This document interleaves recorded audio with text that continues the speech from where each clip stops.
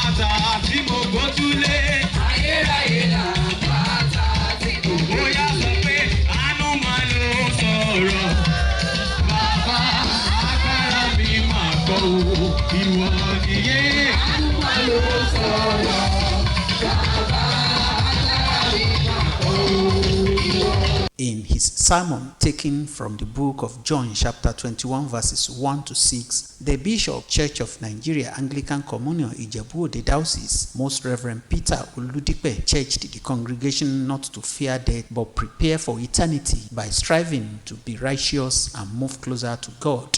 The cleric who also went down the memory lane on how the Asiwaju Onigbagbo of Ijebu Christians, late Chief Michael Subomi Balogun, placed importance on the annual Adura Odun and his love for work of God, charged family of Subomi Balogun and the entire Ijebu people to sustain the temple of the annual prayer legacy bequeathed to them by their forefathers for better Ijebu land. Papa had left a very wonderful legacy of faith. He has bequeathed that to all of you, and That has become evident to all. And therefore, we have every reason to continue to give honor, praise, and adoration to the Lord for his life. Àdúrà wa ni pé ìrìn àjò ọjọ́ iwájú lórúkọ Jésù kò ní ní yín lára o. I need to do this. Papa was an illustrious member of our cathedral, the Cathedral Church of our Savior, Ijebu here in Italawa, Jordan, and definitely an icon of Ijebu land, one of the best that this land had produced. We want to thank God for his life once again and appreciate God for the grace that God had released upon him while alive. Mo gbàdúrà lórúkọ Jésù, ìrìn àjò ọjọ́ iwájú ẹnì kọ̀ọ̀kan wa kò ní ní wá lára o. In the book of John, the Gospel of John, we read chapter 21, verses 1 to 6. In that passage, the disciples of the Lord became devastated by his death. Torí àsìkò tí a kọ ìrere tí a ń sọ̀rọ̀ nípa rẹ̀ níbí báyìí, àti kan Jésù mọ́gi àgbélébùú, ó ti kú àti sín. Jésù ti jí dìde kúrò nínú òkú, ṣùgbọ́n fún àwọn ọmọ ẹ̀yìn, it was difficult for them, to just cope with the loss of Jesus.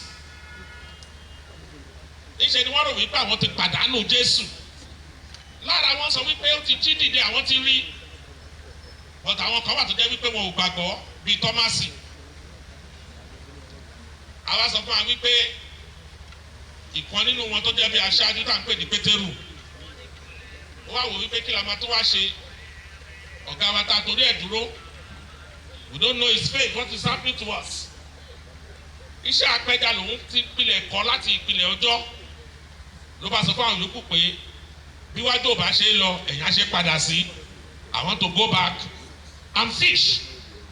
So he went back to his former job, and a good number of the disciples followed him. But quite unfortunately, they labored all through the entire night and they got nothing. It was just a labor in futility. Mo gbàdúrà fún ẹnìkan tó mọ àmì ṣe ní ọdún 2024 yìí, bólúwa ti ń bẹ tí ẹ̀mí rẹ̀ ń bẹ lórúkọ Jésù ò ní ṣe lásán. At the point the Lord Jesus Christ showed up, and when he saw them, he asked them that, did you have any food? And they told him no, because they've got nothing. Ní ẹsẹ̀ kẹfà, Jésù sọ fún wọn wípé kí wọ́n sọ àwọn wọn sílẹ̀ sí apá ọ̀tún ọkọ̀. Wọ́n ṣe bẹ́ẹ̀. Wọ́n sọ wípé àwọn wọn kó ẹja tó pọ̀ débi wípé wọn ò ní agbára tó tó láti fà á jáde. If there is anything we need to encourage ourselves from the scriptures, that is not the end of the road for Christians. It is the beginning of a new life. And for us as Christians, once you become a part of God's big family, life is in continuum. There is no time that you lose your place in that big family of God. So I want to appeal to the Christian body in our land that this is a legacy of faith that our forefathers have bequeathed to us. Let us continue to celebrate this wonderful legacy by trooping out in large numbers each year to be part of this great celebration. The Lord is still on the throne. He has not changed. And that's why I want to thank God for the grace that he has bequeathed upon the lives of Mama Olori and the entire family for Lady Otunba to set to continue this beautiful tradition. Adura wa ni pé lórúkọ Jésù Olúwa dúró tì yín. Àánú Olúwa kò ní dásẹ̀ nínú ayé yín o. Agbára ọ̀gá ògo a máa ṣíji bò yín. Ní wíwọlé jíjáde lórúkọ Jésù ìkọ̀ọ̀kan yín ọfà ọ̀tá ò ní bá yín. A gbàdúrà wípé ọjọ́ ọ̀la Olúwa jẹ́ kó túbọ̀ dára fún yín. Ohun tó dára ní ìpinnu tí ẹ ṣe láti máa jẹ́ kí àdúrà ọdún yìí kó máa tẹ̀síwájú níbí báyìí.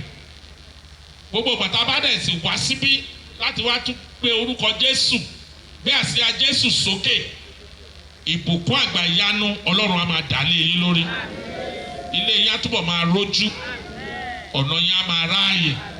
Màmá mo gbàdúrà fún yín, you have known the beginning of this, your children and grandchildren. You will not know their end. In the name of Jesus. The Aṣíwájú Onígbàgbọ́ of Remo Christians and the senator representing Ogun East Senatorial District, Senator Gbenga Daniel, among other dignitaries, described prayer as the only weapon for Christians to survive the world challenges. First, we give thanks to Almighty God that we're all gathered here together one more time, despite the fact that the Aṣíwájú of Ijebu Christians passed on earlier this year. I think it is a testimony to the goodness that he did, that this place is full and everybody is here to celebrate him. I have no doubt in my mind that this new year will be a better year for all of us. Let us just be full of hope.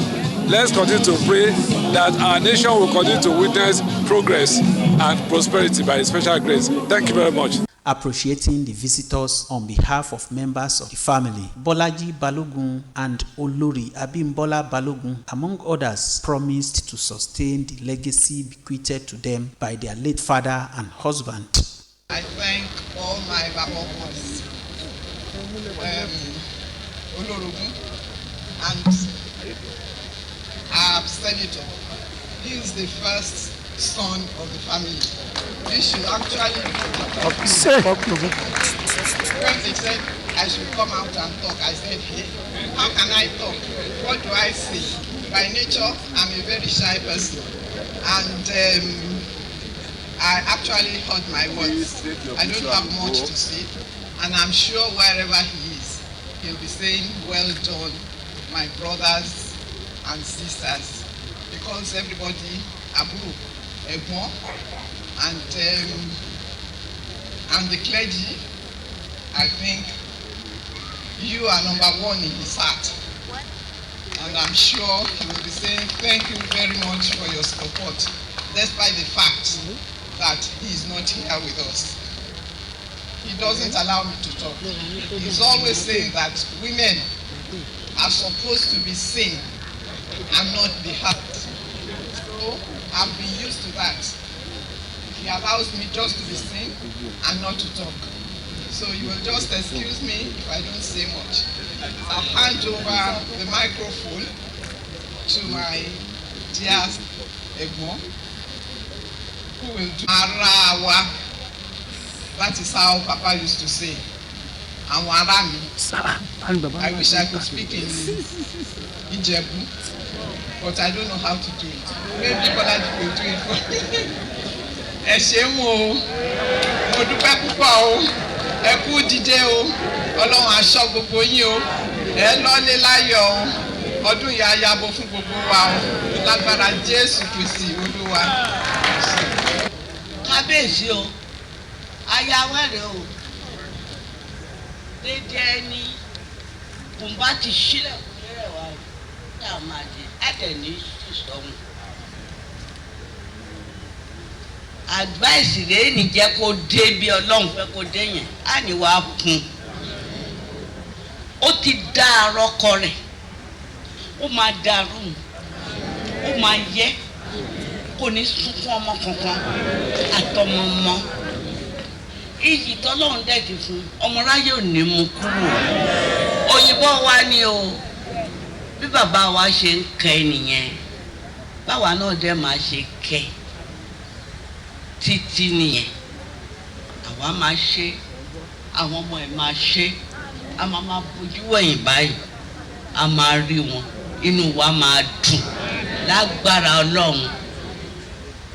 Kí ni mo fẹ́ sọ pé kí n máa dúpẹ́ lọ́wọ́ yín? Tó bá tẹ̀ jẹ́ ẹ̀yẹ tẹ́ ṣe fún bàbá wa, Ìjẹ̀bú wọn ṣe o, mo dúpẹ́ o, ayé gbọ́ ọ̀run mọ̀. Ẹlòmíì tí ò tiẹ̀ rí rí, tí kò gbórúkọ ẹ̀ rí, wọ́n ń béèrè pé ta ni bàbá yìí. Ìgbà tán bá kàwé tán gbọ́rọ̀ lórí tẹlifíṣọ̀n, wọn ní ó tó bẹ́ẹ̀. Ọpẹ́ ni tó bá lówó ju bẹ́ẹ̀ lọ, tí ò bá ṣe dáadáa, ṣé ẹ máa fi iṣẹ́ yín lẹ̀? Iṣẹ́ Ọlọ́run kọ́ lẹ̀ ṣe, Ọlọ́run ló ń rán yín. Ṣùgbọ́n ó dàbí pé Ọlọ́run rán níṣẹ́ yẹn, ó dẹ̀ jẹ́ tó fi mú inú Ọlọ́run dùn, tó jẹ́ wípé ó dákun láyé, bó ṣe ń lọ pàpà ń gẹ̀yìn yọ. Ṣé ń gbọ́? Ó lè ṣàmájẹ gbogbo wa la gbọ́. Kò dùbúlẹ̀ àsùn, kò sí nǹkan tó ṣe. Ó lọ, ó kúrò níbí pẹ̀lú ìyàwó ẹ̀, ẹ̀yin náà mọ̀ bí ìgbífàní, àkàrà wọn àtẹ̀lé. Ìjà àjẹ́ mẹ́díkà ló ń lọ fún, ìjà àjẹ́ ìsinmi ni, ìjà àjẹ́ pé ọ̀gá pàpà ń lọ ṣe mítìnì àwọn bankers, ó wà lẹ́yìn ẹ̀. Adura Odun is very significant for the Christian community in Ijebu-Ode, and particularly significant for our family and our late father, the Asiwaju Onigbagbo of Ijebu land. It's a day early in the new year, after the first day of prayer, when we gather together with the Christian community to praise God and to thank God for a good year that has passed, but most especially to praise God for the blessings of the new year. And I'm pleased that this year, notwithstanding, the very significant absence of our father, that the turnout first and foremost by the clergy, but most especially also by various Ijebu-Ode Kabiesis and members of our family, and indeed the wider Christian community in Ijebu-Ode, was very, very significant, and we're thankful for that as a family.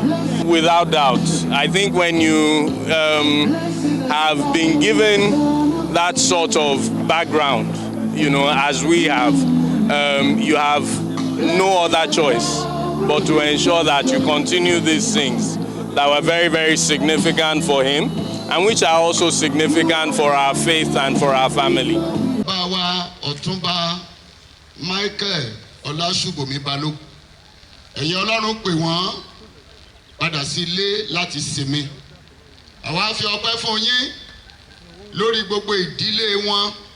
A dúpẹ́ lórí aya, a dúpẹ́ lórí àwọn ọmọ lọ́kùnrin àti lóbìnrin, lórí aya ọmọ, lórí ọkọ ọmọ, lórí ọmọ ọmọ àti gbogbo ẹbí ní àpapọ̀. A dúpẹ́ fún ààbò yín lórí wọn. A dúpẹ́ fún ìtọ́jú wọn nípa ti ara àti nípa ti ẹ̀mí. A dúpẹ́ fún àlàáfíà tí ẹ yọ̀ǹda fún wọn. A dúpẹ́ fún ìwàláàyè yín tó jọba nínú ilé yìí àti nínú ayé wọn. A gbé orúkọ yín ga. A gbọ́ pé ọ̀rọ̀ rẹ̀ ó ní èmi ní olú ẹ̀mí kò yé padà, tó náà ní àkóso ẹ̀yin alálẹ̀ Jákọ́bù. Ọlọ́run fún àánú tí ò jẹ́ kógun abẹ́lé, ogun òkèèrè kó wọ Nàìjíríà. Ọlọ́run gba ọkọ̀ ẹ̀ wá. Ẹlẹ́ṣẹ̀ ni wá, ìwà búburú ti pọ̀jù ní orílẹ̀-èdè yìí. Ọlọ́run jọ ṣàánú fún wa. Ìpànìyàn, ìtàjẹ̀sílẹ̀, Ọlọ́run jọ wá dáríjì wa. A béèrè fún àánú, Olúwa ṣàánú fún wa. Gbogbo àwọn adarí wa ní orílẹ̀-èdè yìí, láti president, vice president, àwọn senators, àwọn rep, Federal Executive Council, Ọlọ́run wá ràn wọ́n lọ́wọ́. The Christian Association of Nigeria Ijebu-Ode chapter thereafter honored the family with gifts for their contributions to spreading of gospel in Ijebu land, while prayers were also offered for late Michael Subomi Balogun's family, their business, Ijebu land, Ogun State and Nigeria.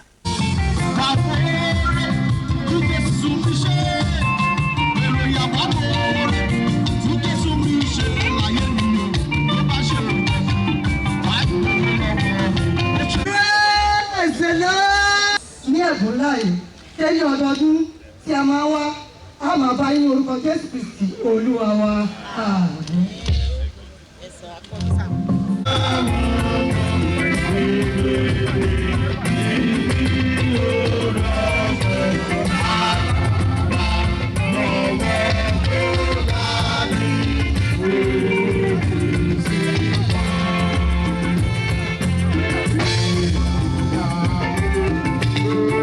The event also served as another avenue for royal fathers and members of the Christian community in Ijebu land to show their love for Christ and their people.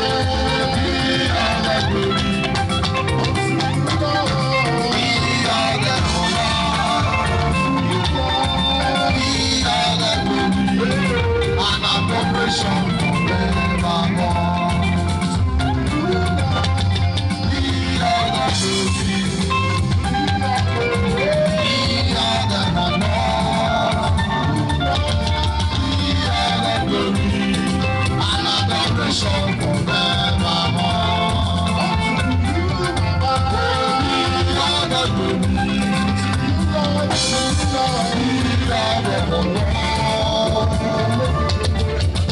are the glory and adoration for